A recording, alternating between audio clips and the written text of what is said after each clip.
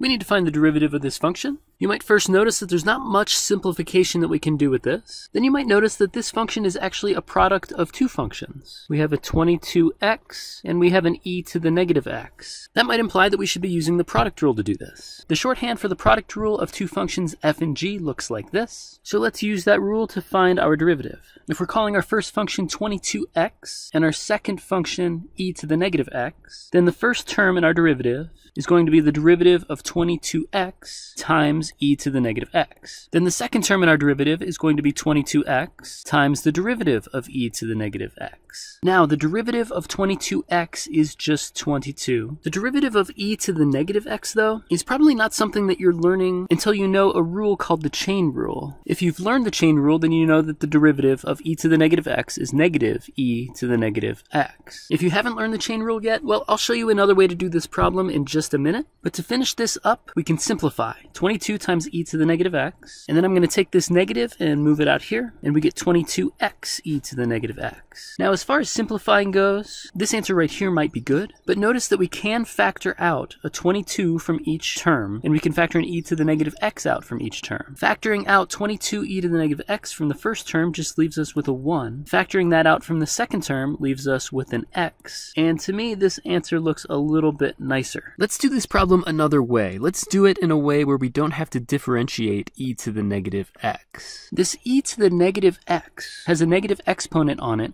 so that means that we can move this term to the denominator. So our original function can be rewritten this way. Rewriting this function this way gives us a quotient of two functions, meaning we can use the quotient rule. The derivative of a quotient of two functions looks like this, so let's try to use that to find the derivative of this function. We copy the bottom function down, we multiply by the derivative of the function that's on top, then we copy the top function down and multiply by the derivative of the function that's on the bottom. We have to take that whole thing and divide by the square of what's on the bottom. The derivative of 22x again is just 22. The derivative of e to the x is just e to the x. E to the x squared? Well, we have a power on a power, and we know that we can multiply those two exponents together, giving us e to the 2x. Now let's try to use the space that we have left to simplify. Notice that in the numerator we have a factor of 22 and a factor of e to the x in both terms. Factoring a 22 e to the x out of this first term leaves us with a 1. Factoring that out of the second term leaves us with an x. And don't forget we still have an e to the 2x in our denominator. Now this e to the x in the numerator cancels with one of the factors of e to the x in the denominator, leaving us with an e to the x in the denominator. And you will notice now that this answer right here is the same thing that we got by doing the product rule above. So hopefully using one of those two techniques works for you.